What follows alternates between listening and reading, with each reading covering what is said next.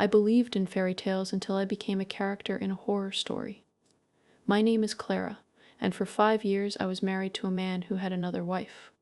The real shock wasn't just that he did it, it was how perfectly he built our life, a beautiful, glittering prison where I was both the warden and the inmate. It all started, as these things often do, with a meeting that felt like destiny. I was a junior curator at the city museum, spending my days surrounded by artifacts of lives long past. I never imagined my own life would become a relic of a false history. I met Ben on a rainy Tuesday in October. I was seeking shelter under an awning, clutching a folder of fragile documents to my chest. He jogged up, his dark hair plastered to his forehead, his laugh lines crinkling as he smiled. "Sorry," he said, "I'm stealing your spot." He had this energy, a warm, magnetic pull that made the gloomy afternoon feel bright. We shared that awning for 20 minutes, talking about everything and nothing. He told me he was a logistics coordinator, which sounded boring, but he made it sound like an adventure, a puzzle he loved solving. He said he traveled sometimes, but never for more than a few days at a time. When the rain slowed, he asked for my number, writing it carefully on the back of his hand with a pen that seemed to appear from nowhere. Our first date was 3 days later. He took me to a tiny, family-owned Italian place he claimed to have just discovered. The way he talked to the owner, though, the easy familiarity, should have been a clue. But I was too charmed to notice. He was attentive, his eyes never leaving my face, asking questions about my work, my dreams, my childhood. He made me feel like I was the only person in the world. After 6 months of what felt like a whirlwind romance, he brought me to a hill overlooking the city at night. The lights twinkled below us like a carpet of stolen stars. He got down on one knee, presenting a simple, elegant diamond solitaire. "Clara," he said, his voice thick with emotion, "you are the missing piece in my life's logistics. Will you marry me?" I said yes. Of course I said yes, through tears and laughter. Our wedding was small and perfect. He handled almost all of it, saying he wanted to take the stress off me. He said his job taught him how to manage complex plans. He chose a quaint venue just outside the city, a garden estate he said had availability on a weekday. A Thursday. He insisted a Thursday would be more intimate, more unique, just like us. I didn't question it. I was just so happy. He paid for everything in cash, a thick envelope he gave to the venue coordinator. When I asked about it, he just smiled and said his family was old-fashioned about debt. Another piece of the puzzle I simply accepted. We moved into a lovely 2-story house in a quiet suburb. He said it was a steal, a rental with an option to buy from a private landlord who preferred to deal directly, no real estate agents. Our life settled into a rhythm that felt like a dream. He was the perfect husband. He remembered anniversaries, brought me flowers for no reason, and always, always made me feel cherished. But there were peculiarities, quirks I called them. He never, ever let me answer his phone. If it rang and he was in the shower, he would sprint out, dripping wet, to grab it. He said it was work, that his clients were demanding and he couldn't afford to miss a call. He had 2 phones, actually. A sleek, new smartphone he used all the time, and an older, clunkier model he said was for international travel. He kept that one in his briefcase, which he locked. Every night. When I teased him about it, he kissed my forehead and said, "Baby, it's just boring work stuff. You don't want to see my spreadsheets." His travel was always meticulously planned. He would leave on a Tuesday morning and return, without fail, on a Thursday evening. He called them his midweek loops. He'd explain the route, the cities, the clients. It was always the same pattern, Tuesday to Thursday. He never missed one, not in 5 years. He was also fiercely protective of his laptop. The password was a complex string of numbers and letters he never shared. Once I needed to print a boarding pass for a trip to see my sister and my laptop had died. I asked to use his. His face went pale for a second, just a fraction of a second, before the warm smile returned. "Absolutely," he said, "but let me just close out some sensitive work files first. It'll just take a minute." He spent 10 minutes typing furiously before he finally handed it over, a clean, empty desktop staring back at me. I pushed the unease down. This was Ben. My Ben. The man who brought me soup when I was sick, who held my hand during scary movies, who planned surprise picnics. I convinced myself his secrecy was just a part of his meticulous logistical mind. He was building a secure life for us. That's what I told myself. The first real crack appeared about 3 years in. We were at a company holiday party from my museum. Ben was in his element, charming my colleagues, his hand resting possessively on the small of my back. Then Sarah from the restoration lab came over. She looked from me to Ben, a faint line of confusion on her forehead. "Ben, right?" she said. "I could have sworn I saw you last month, at the Oakwood Gardens. You were with a woman, a blonde, and a little girl. She was laughing, calling you Daddy." The air went out of the room. Ben didn't even flinch. He let out a warm, easy laugh and squeezed my shoulder. "I get that all the time," he said, shaking his head. "I have one of those faces. A total doppelganger. My cousin actually lives near Oakwood. Must be him. He's a dead ringer." Sarah blushed, embarrassed. "Oh my gosh, of course. I'm so sorry. That was so rude of me." The moment passed. Everyone moved on. But later that night, in the quiet of our car, I brought it up. "It's just weird, isn't it?" I said. "That she thought she saw you." Ben reached over and took my hand. His palm was dry and warm. "People see what they want to see, Clara," he said softly. His voice was a calm, steady anchor in my sudden sea of doubt. "You are my wife. You are my life. There is no one else." I believed him. I wanted to believe him. So I buried the incident deep down with all the other little quirks. The locked briefcase, the second phone, the Tuesday to Thursday trips. I built a wall around my doubts, a wall made of our beautiful home, our shared jokes, our planned future. I was so busy living inside the perfect world he built for me, I never stopped to question if the foundations were made of lies. The truth, as I would later learn, is that a lie doesn't have to be loud to be devastating. Sometimes the most dangerous lies are the quiet ones, the ones built so carefully around you that you never even think to look for the door. The incident at the holiday party planted a seed, a tiny poisonous thing that took root in the dark soil of my subconscious. For weeks I tried to ignore it, watering it with denial until it was a small, manageable weed. But life has a way of feeding the very things you try to starve. It started with the scent of perfume. Ben returned from one of his Tuesday to Thursday trips, and as he hugged me in the doorway, his jacket carried a faint floral scent. It wasn't my perfume. I used vanilla and sandalwood. This was something else, something sharp and sweet, like gardenias. I pulled back slightly. "Your client wears strong perfume," I said, trying to keep my voice light. He just shrugged, already taking off the jacket. "Probably the hotel laundry service," he said. "They use that cheap, fragrant detergent. It smells like a grandmother's closet." He tossed the jacket over a chair, and the subject was closed. But I noticed it again, the next time, and the time after that. Always that same gardenia scent. It clung to his luggage, his scarf, sometimes even his hair. The excuse was always ready. A client's office, a new air freshener in his rental car, the soap in a hotel. The consistency of the scent, however, was at odds with the variety of his supposed travels. Then there was the phone, the old, clunky one. He was in the backyard one Saturday, grilling, and he'd left his briefcase unattended on the kitchen table. The lock was engaged, but he'd left the key, a small silver one, sitting right beside it. It felt like a dare. My heart hammered against my ribs, a frantic drumbeat of guilt and curiosity. I could hear him whistling outside. I looked at the briefcase. I looked at the key. It took me less than 10 seconds to cross the room, insert the key, and turn the lock. The click was deafening. Inside, nestled beside a stack of mundane invoices, was the phone. It was powered off. I pressed the power button, my hands trembling. The screen lit up. It asked for a password. Of course, I had about 2 minutes, maybe 3, before he came back in. I stared at the password prompt, my mind racing. What would he use? Not my name, not our anniversary. Something separate. Something for his other life. I thought about the lies, the secrecy. I typed in logistics, all caps, the way he always referred to his job. Incorrect. 2 tries left. The grilling sounds outside stopped. Panic rose in my throat. I thought about the perfect repetitive schedule. I typed in tui. Incorrect. 1 try left. I could hear his footsteps on the patio. I was out of time. I quickly typed in Thursday, a desperate final guess. The screen unlocked. My breath caught. I had just enough time to see the home screen. It wasn't a spreadsheet or a work email. It was a photo of him, smiling, with his arm around a blonde woman. And a little girl, maybe 3 years old, was sitting on his shoulders. They were in a park I didn't recognize.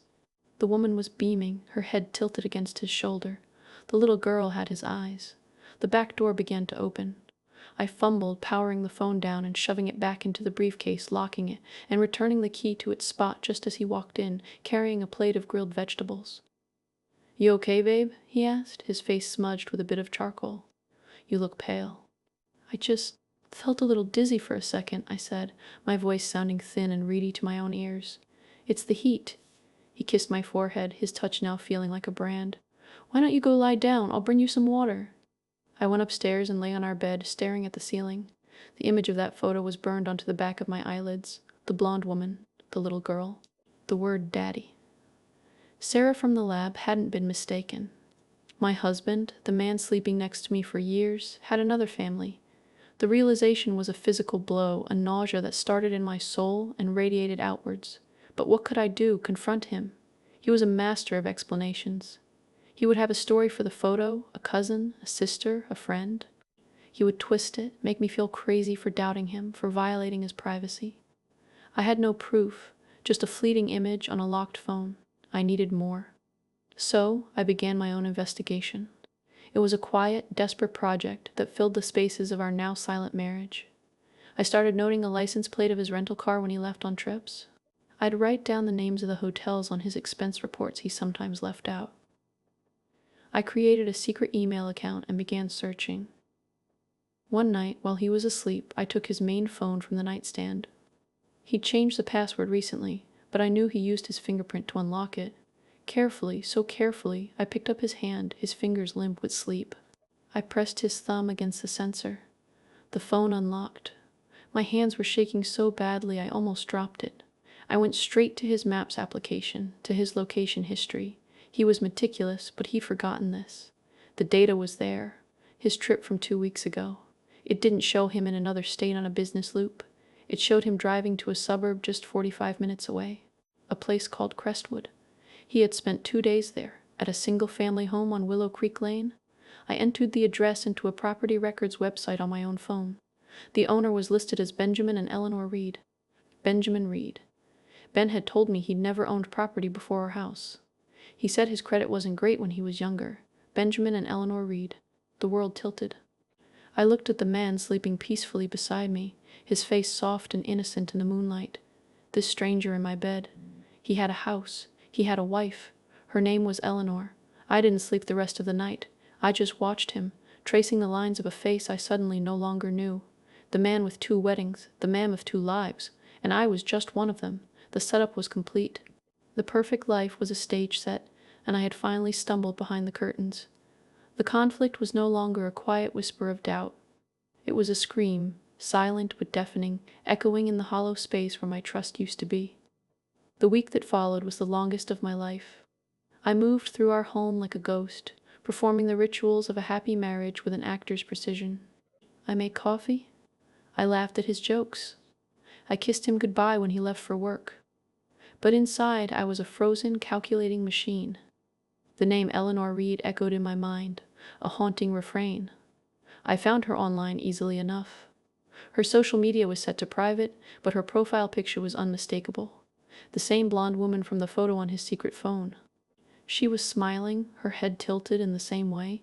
She was a real estate agent. Her bio read, "Helping families find their dream homes." The irony was a physical pain. I learned everything I could. Through a combination of public records and benign-looking real estate congratulatory posts from her colleagues, I pieced it together. Benjamin and Eleanor Reed had purchased the house on Willow Creek Lane 4 years ago, a year after our wedding. They had a daughter, Lily. She was 4 years old. Our 5th anniversary was in 2 months. He had been building this other life, this other family, parallel to ours almost from the very beginning. The logistics coordinator had coordinated 2 entire existences. The sheer monstrous effort of it took my breath away. The planning, the scheduling, the emotional compartmentalization. It was his masterpiece. His Tuesday to Thursday trips were his days with Eleanor and Lily. He would leave us, drive 45 minutes, and become another woman's husband, another child's father. He would return to me on Thursday evenings, still smelling faintly of gardenias, Eleanor's perfume, and resume his life with Clara. I decided on a Thursday, the day he always returned to me. He was due home around 7 p.m. I called in sick to work. My plan was simple. I would be waiting. I would not yell. I would not cry. I would present the facts, cold and hard, like the evidence in one of my museum cases. I printed the property record. I took screenshots of Eleanor's profile. I wrote down the dates, the timeline, in a neat clinical list. I placed it all in a plain manila folder on our kitchen table. Then I waited. The clock ticked from 6,059 p.m. to 7,005 p.m. 7,005 p.m. 7,015 p.m. 7:15 p.m. Every minute felt like an hour, each one stretching my nerves tighter. At 7,002 p.m., I heard his key in the lock. My heart didn't flutter the way it used to. It just gave a single hard thud against my ribs. He walked in, dropping his luggage by the door, his face breaking into that familiar, easy smile. "Hey, you. Sorry I'm late. Traffic was a nightmare on the 405. He came over to kiss me, but I took a step back. His smile faltered. "Everything okay, Clara? You look tense." "Sit down, Ben," I said. My voice was calm, a flat lake over a deep, cold abyss. "We need to talk." He looked confused, but he sat at the table, his eyes glancing at the manila folder. "What's this? Open it," I said. He did. He pulled out the papers, and I watched his face. I saw the exact moment he understood. The color didn't drain from his face dramatically.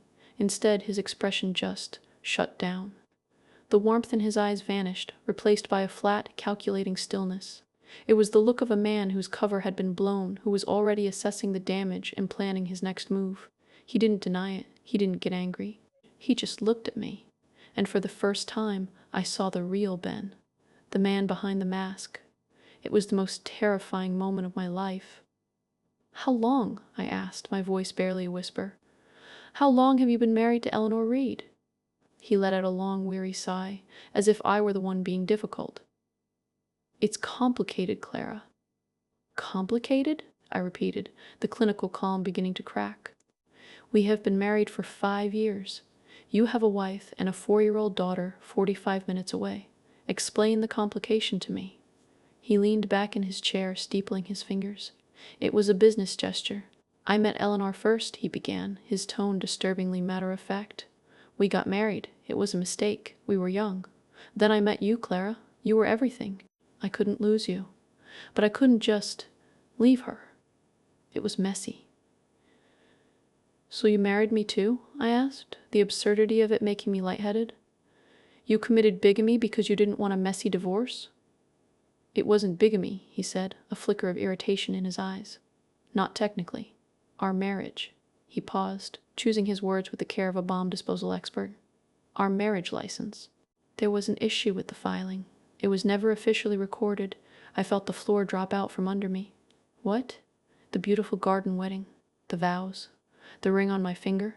It was all, what? A performance? A lie written on unofficial paper?" He saw the devastation on my face and quickly continued. "But it was real to me, Clara. This life with you is my real life. Eleanor, that's just an obligation, a responsibility. For Lily, I provide for them, I visit, but my heart is here, with you." He said it with such conviction, such twisted sincerity, that for a split second my broken mind tried to find a way to believe him. To believe that I was the chosen one, the real wife, and she was just a burden from his past. But then I saw the photo in my mind. Him, Eleanor, and Lily in the park. The way he looked at them. It wasn't the look of a man fulfilling an obligation. It was the look of a happy father, a devoted husband. He was lying to both of us. He was living 2 full, complete lives, and we were both his. The confrontation was over. There was no screaming, no throwing of things. There was just the quiet, horrifying truth, laid bare on our kitchen table between the property records and the shattered remains of my reality. He stood up. "I need to go," he said quietly. "We both need some space to process this." He picked up his luggage, the same luggage he had just brought from his other home, and he walked out the door.